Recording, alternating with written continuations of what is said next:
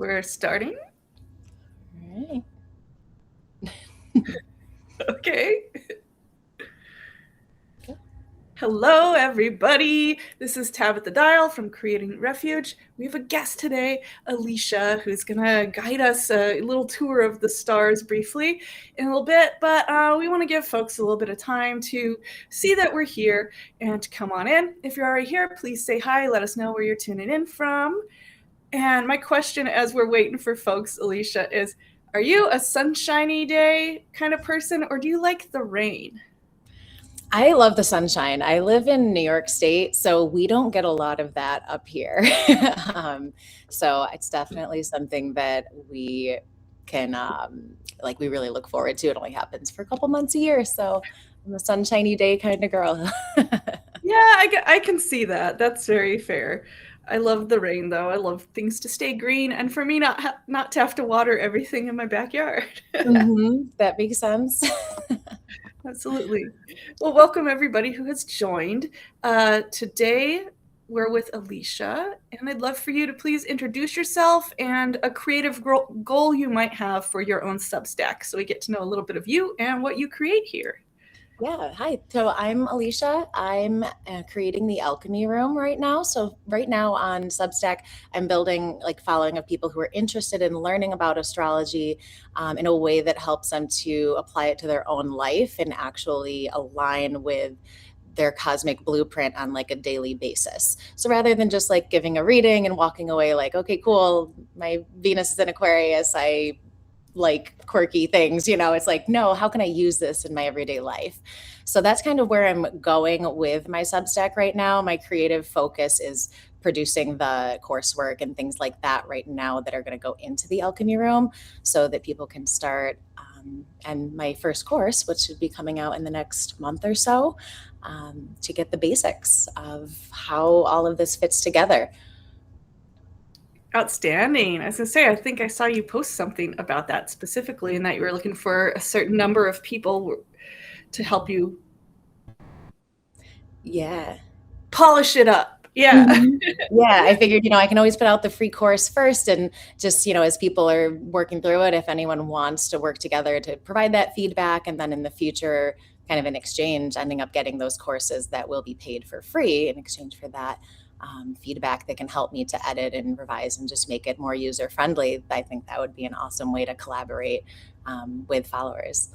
And a win-win. Yeah. Win. And hey, Alex, good to see you. Good to see everybody. So with Creating Refuge, we like to focus a lot on poetry prompts, helping poets and creatives with short-term goals, those type of things. What do you think is the most poetic of the signs? I was thinking so much about that question, and at first I jumped right to, I'm Gemini, because we're so chatty and blah, blah, blah.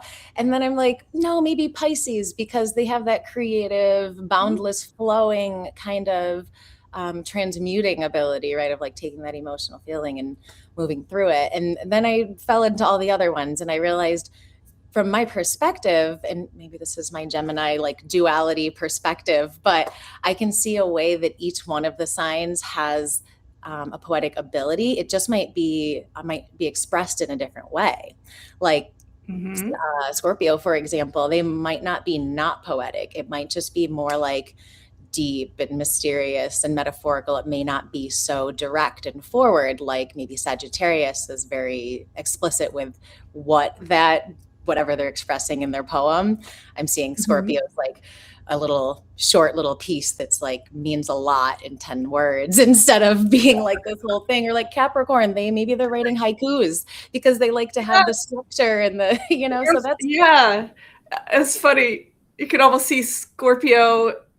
I wonder if Edgar Allan Poe, for example, was a Scorpio. I didn't even think of all that.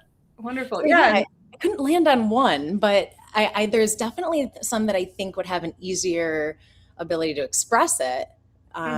So I think those would be Pisces, Gemini. Those are the two that come to mind first. Cancer, but that might be more of an internal emotional processing. I'm not sure how the expression piece could come out as easily. Sure, that's more than fair. Yeah. What were And your thoughts on that? I think that is a beautiful way of looking at it. And there are creators who have taken the time to say, this is your poetic form if you're this sign and that sign. And yeah, Aquarius is very much a free form one. Gemini, I cannot remember, but it cracked me up because I'm always looking out for Gemini. We're both Gemini rising. Now, are you Gemini sun? No, I'm Aquarius sun. Okay, I was gonna say happy birthday just happened in that case. No, the Yeah, only and thing for Gemini is just my rising.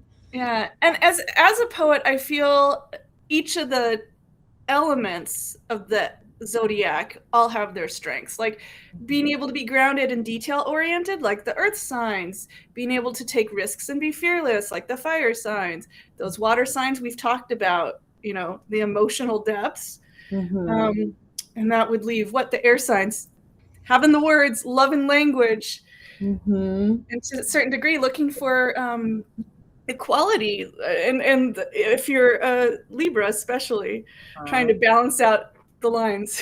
Yeah, that makes sense. And then when we chatted before, you had mentioned like fire signs, and I hadn't really thought about ways that fire signs had been more poetically expressive. How did you talk about fire signs again? I think it's just that they are willing to take risks and they're very passionate. Yeah. And I think risk taking is a big part of any kind of creative process, that if you don't have the drive to like put it out there, or the boldness of like, oh, what I'm writing is someone thinks it's weird, or, you know, if you get like self-conscious of that, then you might be creating, those might be the signs that are more creating for themselves, right? And they're not putting it out there for others to see. Yeah. But you got it. Poetry's meant to be heard, y'all. Meant to be heard. There's no wrong way. Yeah, no wrong way exactly. Oh, that's so sweet. So, Alicia, you describe the pre-shadow Mercury retrograde, which is really what we're still in the tail end of, as in your article about Mercury retrograde, as kitchen table conversations. You're appropriately in your kitchen or outside your kitchen. And kitchen table conversation sounds like a wonderful title for a book of essays or poetry. Do you want to expand on what you are talking about in that article and what you want us to know about the pre-shadow and kitchen table conversations? Yeah, thanks. I think that for kitchen table conversations, I speak a lot metaphorically. My moon's in Scorpio, so I tend to use a lot of metaphors. And the way that I was looking at kitchen table conversations is like, in the pre-shadow period, we're getting that preview to kind of what's going to come up again during that retrograde and what we're going to move forward with once it goes direct again.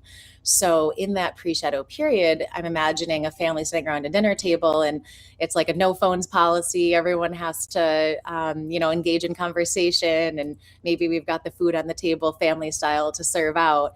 And it's based around like, what are we going to just be chatting about today? How are you feeling about your day? How was your day at school? What happened at work? Kind of just conversations that seem mundane, but there's an emotional depth to them. It's intended for connection. So when we move forward into that retrograde period, there might be a conversation that was had in the quote unquote dinner table that kind of comes back up. Maybe mom said like, so what are some of your favorite, Disney characters and whatever. And then you realize during the retrograde, mom's like talking about something going somewhere, and then you find out during direct that, oh, she was talking about going to Disney World. She wanted to figure out which hotel we stay at, right? Just something where it's like you have these little kind of breadcrumbs during that shadow period. Yeah, where you don't know necessarily where they're going to lead, so it might be more difficult to notice them in the moment. But then when you can look back and think, okay, something from these couple weeks is going to be reflecting now during this retrograde, looking at like our notes, our messages, our pictures, that sort of stuff can help us to go, oh, maybe that's what that was seeding. That's really exciting and cool. That, I could feel it in my gut. That almost makes me feel more comfortable about the whole Mercury in retrograde concept. I think a lot of people don't like Mercury in retrograde, and we'll explore that a little bit more. It's a bad rap. Yeah, it does. So you may have already answered this, but what role does memory and reflection play right now, astrologically and creatively? Yeah. So because that Mercury retrograde is happening in Cancer, Cancer is that like emotional safety sign. So because it has that kind of nostalgic feel to it, it's bringing us into the past. So that's again bringing it to that kitchen table conversations. It's not something that it's not posting on social media. It's not talking about it at work. It's like kind of in that private, emotionally safe space that we're exploring those topics. And so maybe it's a drive in the car or somewhere on like a trip, and you're all talking about things. Um, but the emotional security and safety that comes with it, I think, is where I was going with the purpose behind that part. And it does matter like where it falls in your chart too, because if it's in a different house, it might be expressed or show up in a different way. And I think that's a good way to help us filter our experiences, instead of being like, okay, everything that happened in this 2 week period, what do I need to hone in on and find the little breadcrumbs? Like for us, we're Gemini rising, it's in our second house. So we might be able to focus it in on like, okay, something with my finances or something with my values or my self-worth, is being seeded to revisit and move forward through. That's pretty exciting. Yeah. And on that note, if you Mhm. aren't following both of us, please be sure you follow us both, or subscribe rather. Mhm. And I think the button is like just straight up, because you recently made a note, put a note out there that was like, let me know your rising sign, and then I'll help you understand just what you were talking about with where the house is with the retrograde happening right now. Mhm. So Yeah. little fun plug right there. Oh gosh. So this is from my last article. I blame Mercury retrograde is an excuse, not an affirmation. Uh, and in my book, Cheese Astrology, I have a whole ton of affirmations that I like to serve up with every little entree or entry. Um, so that's why that kind of came in. I want to explore that idea of how Mercury retrograde is not as an excuse, and how do we reframe that when we look at our birth charts? You kind of touched on that a little bit. Yeah, I think it's a way, I think using like those kind of affirmations or mantras can be really helpful when we know where to focus it. And rather than it being something that, like, some people will look at these as like, oh, I'm trying to create this in my reality. So I want to be like, I am confident. But it can also be a way to look at, right? You're just like reaching for, like, I want this, I want that. But Yeah. it could also be a way to just kind of align to your natural energy, like you and I having Cancer in our second house, instead of a kind of holistic affirmation that's like, I don't know, whatever. It can be like based in that second house theme. So, like, I Mhm. feel because Cancer, the value in my work when I sort of thing. So it helps you to find that balance of like checking in with yourself each day. Am I following what feels right to me in that Cancer area of life? Or any other sign. But of course, for Mercury retrograde, we're focusing in on that Cancer area. So for me personally, like as a Gemini rising, we talked about, I like to use the mantra, I'm open, curious, and excited about what will be. That's how I kind of walk into every room. I look at everything through that lens, but then also filtering it towards that Cancer life. So I can walk into the room open, curious, and excited, but also know that I need to feel emotionally resonant with what I'm making money on, or what I'm spending money on, or whenever I'm, having conversations around my values or worth, it needs to feel emotionally resonant. Otherwise, it's not really going to land for me. So it helps me kind of realign and check in with myself. Mm-hmm. Yeah. I think it's so funny how so many people are just like, I don't even know what my sign is. Mhm. There's either folks who really love astrology, or it just hasn't made sense to them, or Mhm. been exposed or explored it. But I love it, having that Gemini energy myself, the curiosity. What was it? Curious, playful, and Open, curious, and excited. ah, yes. I just met my first real life raccoon. Oh, wow. I have not met. Yes. Yeah, well, not just right this minute, but about 24 hours ago. And I have a little book to interpret what their meaning is. And it said that they were playful, curious, and solitary. I was like, Oh. sounds like me. I love that there's this intersection there. Not been exposed or explored, but love listening. Aw, thank you, Wild. Good to have you here. Yeah, Yeah, thank you. it's so interesting. Yeah, there's it's like its own literacy and its Mhm. own language, astrology or animal interpretation, all sorts of things that people don't necessarily dip into, you know. I love that you said illiteracy too, because I've been talking a lot about that on my page because I'm previously coming from the classroom and working with like the science of reading, and then I was coaching teachers, and now I'm kind of taking those skill sets and bringing them into astrology, where I want to teach people to see their chart as a literacy, as something that you're learning to read. So in the same way that a kindergartner is not going to pick up a chapter book and like read it, summarize it, and be able to synthesize the whole thing, we can't even No. expect that, right? Because they're still looking at the symbols on, they're looking at the Mhm. letters. And the same thing with the chart. If you don't know what the symbols mean when you look at it, there's no way to synthesize all of that. So I want to be able to break that down in like a scalable way where people can see essentially the same way that a child learns to read, but for an adult to read something more complex like a birth chart, it really takes the same systematic like structure. That's beautiful, and I hope you write a post about it or something if you haven't already. Oh, And yeah. yeah, and Wild was also talking about the raccoons are destructive. And yeah, just like Mhm. any sign has the possibility to be destructive, sometimes self-destructive, sometimes with Mhm. other relationships with others. There's good and bad of everything. Yeah. Um, yeah, yeah. So we're Dual looking out. expressions of the same energy. Yeah, so we're looking out for that with our raccoon visitors for sure. Thank you. Be the good raccoon. It's cute as it is. It's huge.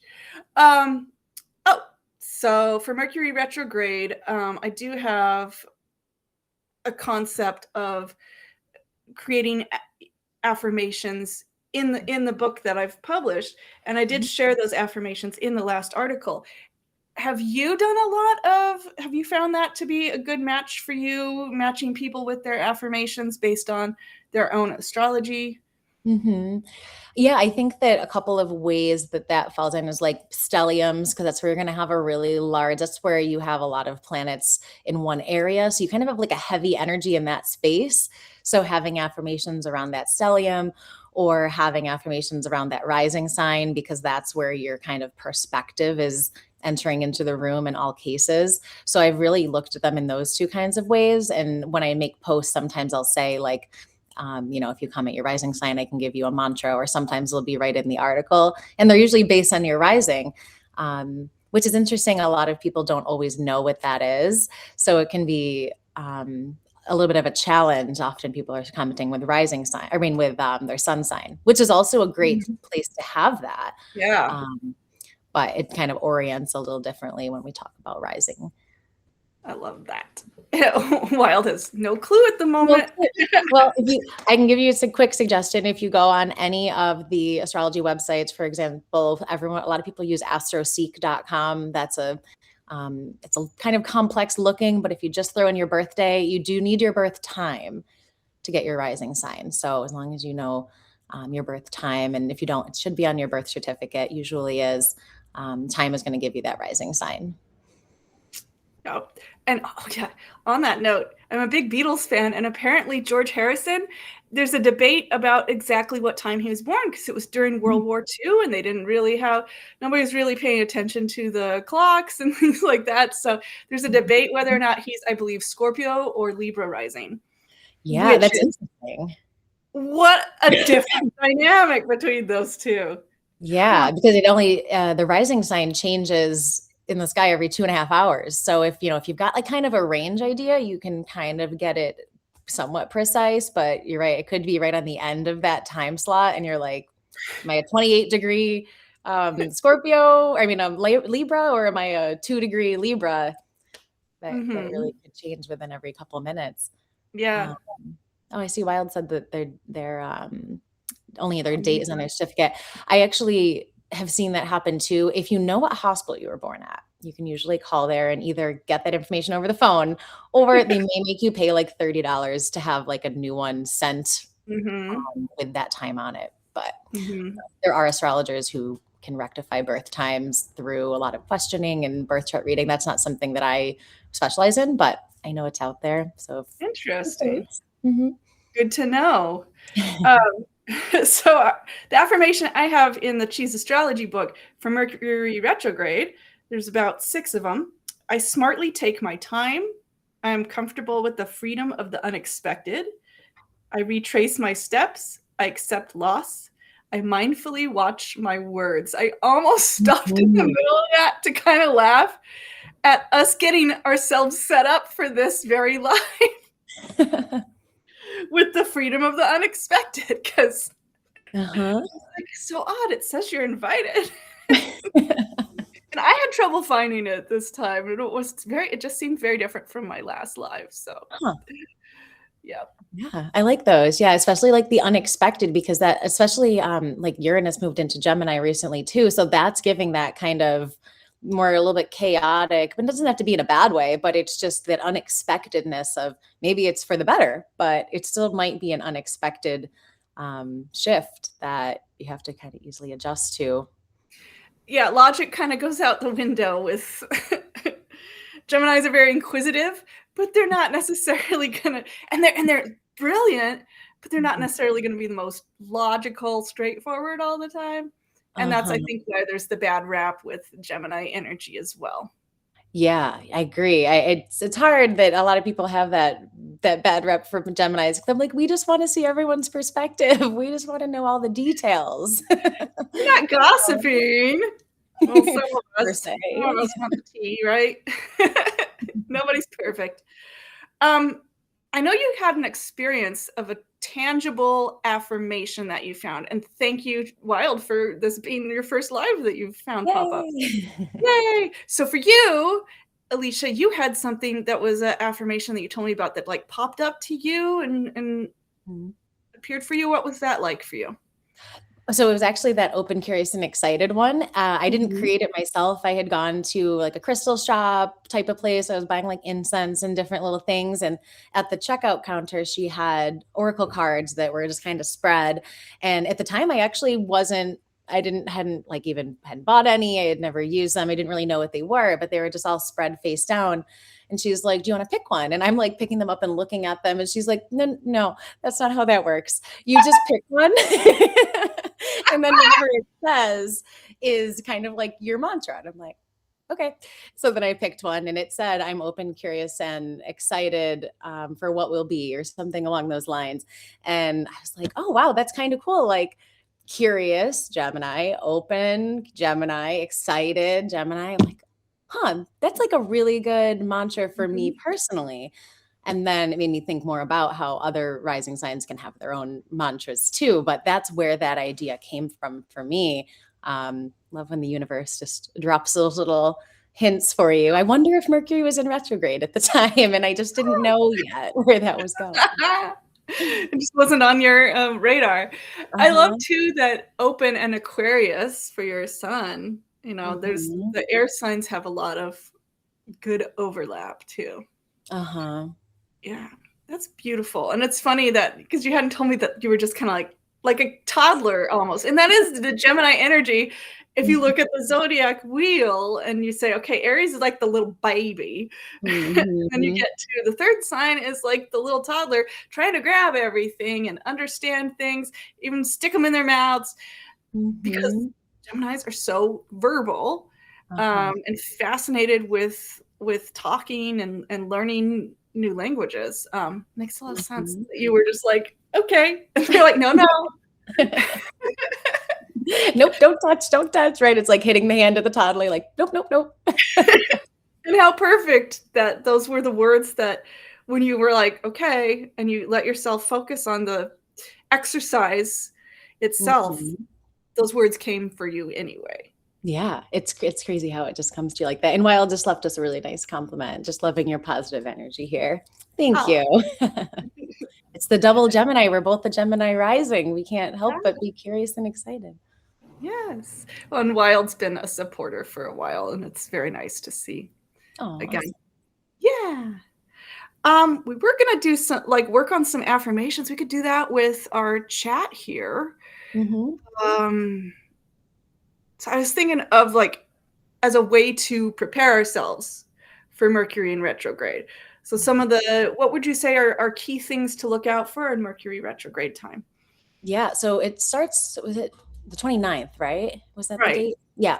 So we've got a couple more days. So leading up to then, once the Mercury retrograde starts, I think like you started with having that ability to be flexible um, around the way that things go. I think people lean back on the whole Mercury's in retrograde and this is a bad thing and oh no, everything's going to go wrong, right? And I think Mhm. everything in life is about being able to reframe your thinking through that positive lens. So whenever we're seeing something go wrong, the computer dies, you have no service, the miscommunication that happens, you send the wrong message to the wrong person, being able to perceive it through, okay, but why did that happen? What did that show me? Maybe I Mhm. need to be more careful. Maybe I need to use more discernment. Maybe I, need to be more prepared. What is that teaching me about me? Not just Mercury's here to ruin my life because I needed to be on that Zoom or, whatever the thing is, like maybe it wouldn't have gone very well. Maybe that's why you didn't end up on the call, or maybe the email didn't send to the employer because it really wasn't a good job for you and you just didn't know that. I So, needed to hear that. Rejection is protection. A friend had oh, to remind me of that today. yeah. Yep.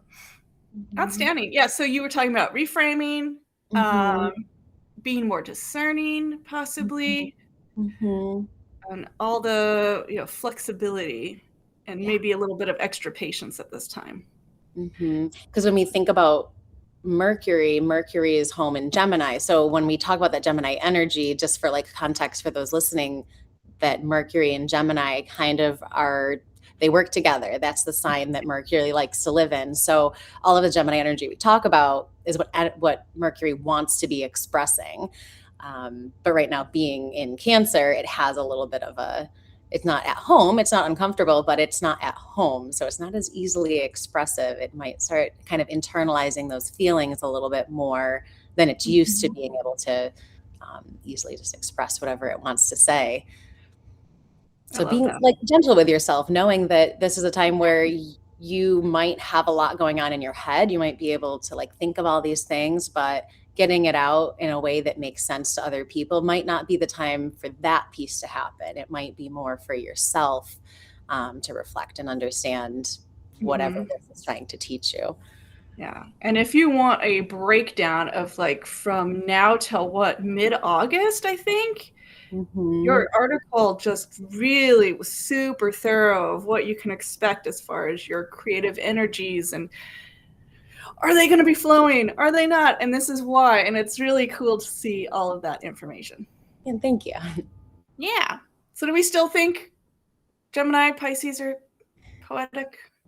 Or does Yeah, I everybody have think Cancer feels pretty poetic now. yeah, right. Cancer definitely because it has that like emotion, that extra emotional depth. It might, what I wonder if it's just more about the timeline, like how quickly it can be produced and put into words more so um, Mhm. than like an objective better worse, just more how and in what way and how long does it take. Aries probably wants to just post it right away. They're like, it's great how it is. I don't want to reread it. Perfect. Yeah. That doesn't mean it's bad. Maybe the first thing that came out was great and no need to edit. Uh, Yeah. No yeah, revision needed. right. Which is such a funny word for it right now with talking about Mercury retrograde. That is the reframe, the revise, the review period of time, which is something Mm-hmm. I really love about it. Um, One thing I found really interesting, and this is going to take us on a slightly different path.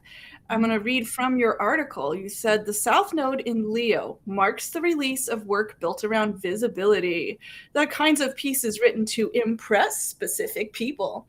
There's no more space for shining as a form of egoic survival. The North Node in Aquarius shifts readers toward a voice that belongs to more than one person, like a piece that helps them navigate the world together. So you're with that part, you were indicating to us that there's going to be a shift where North Node is going to be in Aquarius.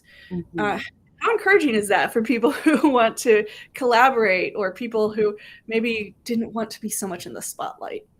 Yeah. How do you see this happening around you? Yeah. So for me personally, from coming from the classroom now to this platform, I'm kind of letting go of the concept of the South Node was in Virgo, and now it's moving into Leo. So in Virgo, it's more structured. It needs kind of like, here's what's going to happen next. Here's what's going to happen next. And it's like our comfort zone. It's what we're falling back on when things are kind of tough. And I noticed that, public school system is very regimented. You know what to expect every day. There's a schedule. You know what your role is. You know what the kid's role is. All those sorts of things. So shifting that into now the fallback is not just structure, but visibility is for me, like going North Node towards Aquarius is showing that collective effort to move towards expanding that mindset, expanding the communities, expanding all the teaching doesn't need to come from me. We can learn from each other, having those conversations in the chats, having conversations through the alchemy room. Once that's opened up, we'll give those opportunities for, I might direct some learning, but then now let's refocus over here where there's a community of people that are learning together and talking through these things. Yeah, the community mindset, which is going to heal a lot of things for a while. How long is the North Node going to be in Aquarius? So it stays in one sign for 18 months. So it's starting in the end of July, beginning of August. Remember the exact date. And then we'll go 18 months from then. Very cool. And what's interesting about the North Node, it actually moves backward through the zodiac, opposite of how all the planets do. So it actually starts at the 29th degree of Leo and Aquarius and works backwards towards 0 degrees before going into the sign before it. So that's why we're going from Pisces to Aquarius and from Virgo to Leo. Okay. Wow. Tricky. Well, excellent. I think that's really all we had, but except the idea of exploring maybe ways to embrace that North Node Aquarius would be fun. And I think it was funny that you started your response to that prompt that I gave you just back then of having come out of the classroom. And I'm like thinking, that was like an Aquarius space, but I could see as you described, okay, Virgo needs the regimen, needs the detail, needs that grounding routine. Mm-hmm. And I noticed so the North Node being in Pisces while the South was in Virgo, that encouraged me to take away those boundaries, right? Take down the structures, allow things to kind of just flow as they will and trust that process and not needing to see like, I have the degree. So after the degree comes the job, and after the job comes the next job, and the things that we kind of get stuck into. It was like, let it flow as it will. Because I would have never imagined taking this direction before. But Pisces is actually my 10th house. So look at that. It's my career direction, my public image. So who knew? Yep. Who knew? And that's funny because we started talking about the poetry and those two signs of Gemini and Pisces. Whew, I feel like I had another thought to throw at you. Oh, I love when I can introduce people to the whole North Node concept in their charts. It feels like it's such a big game changer, but I have not myself thought to track that in my life. So when you say that you hadn't thought you'd be in this space and you were referring to when Pisces was in the North Node, are you talking about, was that when you really started to embrace something in particular? What was that like for Yeah. you? So it stays 18 months, right? So this could bring us back about a year and a half ago-ish.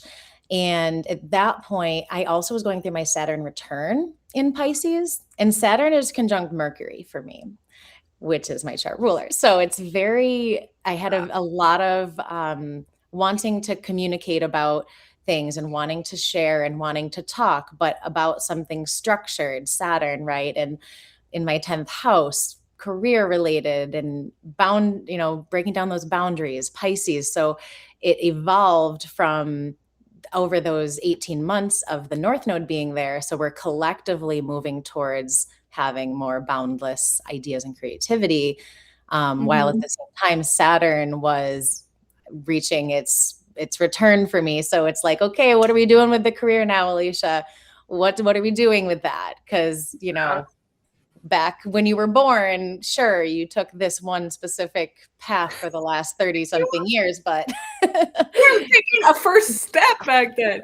For anybody who doesn't know about Saturn return, that can be a very tumultuous time, approximately the age 27 to 31. I've heard different little takeaways from that, where it's like a quarter life crisis, and you will be reevaluating your job, your romantic life, your belief system, all sorts of things. So, yeah. Yeah, wherever it's falling for you, right? So what house does your Saturn return fall in? Did your Saturn return fall in? I'm not sure. House? Okay. Do you know what sign you have Saturn in? Oh, I'm part of the Reading Rainbow generation. No, that's Neptune. Yeah. I want to say Virgo. It could very well be Virgo. I have a lot of Virgo planets. Uh-huh. Yeah. And I Then know. that would be maybe in your fourth, could be where your return landed around. Oh, and that rules the home? Yeah, like the home, the safety, Yeah. foundational safety. Yeah, we moved. I moved. Uh-huh. That makes sense. That makes Very sense. interesting. Very cool. All right. So even in the upheaval, you can find some, at least the one beautiful thing about astrology is its patterns. Yes. And I think that can be a very helpful framework. There we are with that word again, or reframing for folks. So Yeah, I think that's a great way to know, I didn't know about my Saturn return while it was happening. I knew about it after. So knowing about it while it's happening kind of gives you that light at the end of the tunnel that this isn't just my life. Everything's not just crashing. There's a reason. I'm going to use this for something after, and helps you to see that light, but also be intentional about that time and what you learn during it and how you can apply it after that. I mean, from my own experience, I knew it was happening, and I don't think it helped. So, oh no, it allowed me, well, with my Pisces sun, with my Gemini moon and rising, I think it allowed my imagination and my ideas to just go wherever, and let myself have a lot of independence. So maybe in retrospect, it really was helpful because I took full advantage of it. But I think at the time, I don't know if I could have been more grounded and practical with it. It gave you at least some validation, right? That okay, there's something going on now that I can expect there to be some upheaval, and it's not just me. It's not that I just have bad luck. It's not that, I chose the wrong thing. That's what this time is for. Yeah, giving you the little reframe. I chose the thing that I thought was good at the time. You always do, right? And I chose the thing that gave me the lesson I needed in life, So, yeah. We learn. Thank you so much for your time. If there are any questions from chat, feel free to throw those in there. Until we get any questions, what are you working on now as far as your next post on Substack? What should we expect? Yeah. So, sorry, could you do more? Sorry, go ahead. I was just gonna say in the month ahead. Yeah, so right now I'm building the coursework for the free course that I'm going to be putting out. The Alchemy Room's built into 4 levels. So the first one's the awareness room. So it's going to be bringing awareness to those really kind of foundational skills. What are the planets? What are the houses? What are the signs? What are the little glyphs and symbols that we see on the wheel? Like kind of the chart structure, all of that sort of stuff. What am I really looking at when I pull up my chart? So I'm going to be in the next month posting that course for people to join, and it's a free membership to create the account to get into that coursework. And so that's where I'm really headed right now. I'm going to be making some posts once that's live that can kind of promote that. One thing being my story to the alchemy room, kind of using my own astrology to decide on this direction and how I've crafted the time frames and sort of put myself in this position here and now, instead of it just being a random day. Trying to be really intentional about the transits and how they impact me. Wow, that's incredible. It takes some vulnerability too. Yeah, it does, because it's exposing things about yourself that otherwise no one else would really be able to know. Yeah. And it just brings to mind how oftentimes people have used like celebrities and interpreted their charts to really explain things. And it's very eye-opening doing that as well. Oh, goodness. The raccoon. Back to the raccoon. No, I think it's the neighbor with their trash can.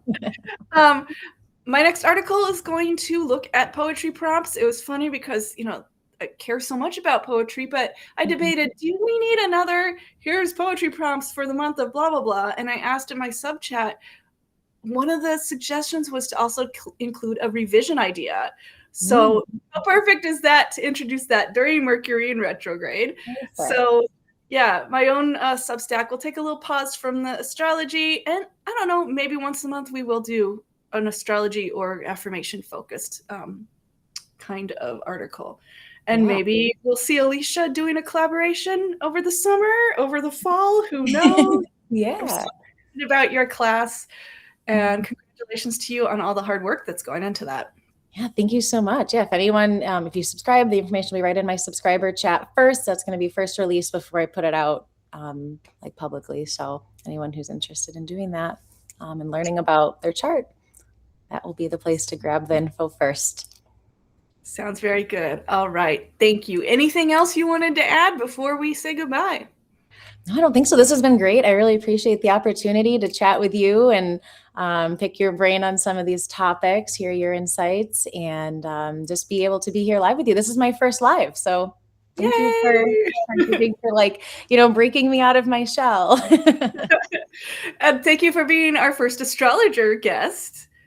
Yeah. That's very, very fun. Yeah, you just resonated. You just got that energy, like they were saying earlier in chat. So thank you for your expertise and your positive energy and being open, curious, and excited. Yes. All right. Much love to everybody. And we will see you around. Yes, thank you guys. Bye. Bye.